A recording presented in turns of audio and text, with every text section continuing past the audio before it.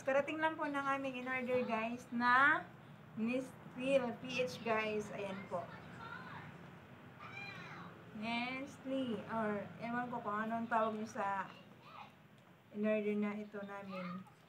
Basta Bear Brand guys. Yan lang po.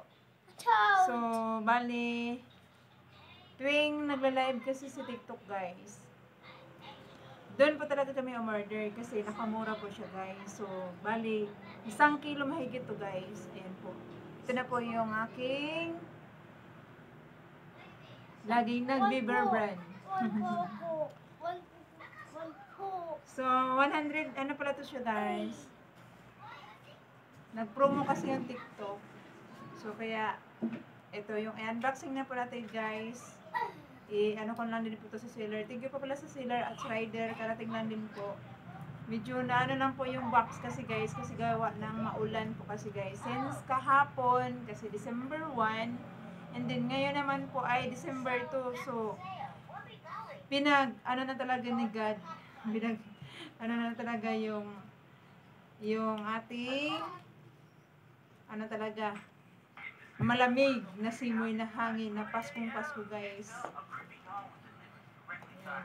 So, unboxing po natin guys yung ating in-order na Bear Brand to guys na Nestle PH. Ayan po.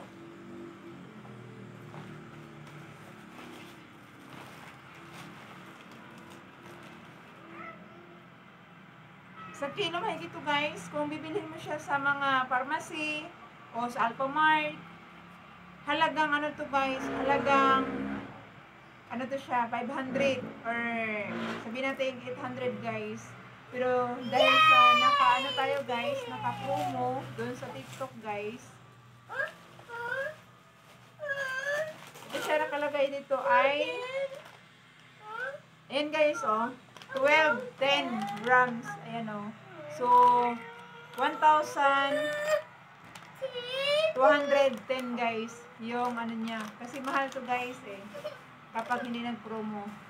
Kaya, yan guys oh, ano na tayo na, sip more pa tayo ng 90 grams. 90 gram. Ayan po guys.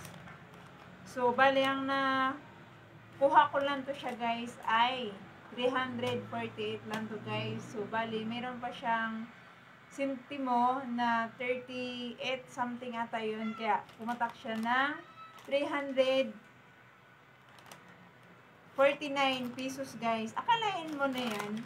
Oh, akalain mo kapag sa live talaga kayo guys mag-order, mas nakakaano talaga kayo guys. At legit siya ha. Meron siyang expired po guys na August 31, 2025 guys. Yes, so, ayan po.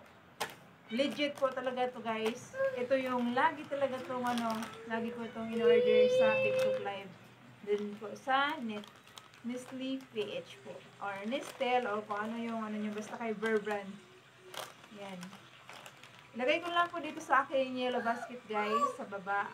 Kung ano ko po yung aking yellow basket, dun po kayo mag-order nito.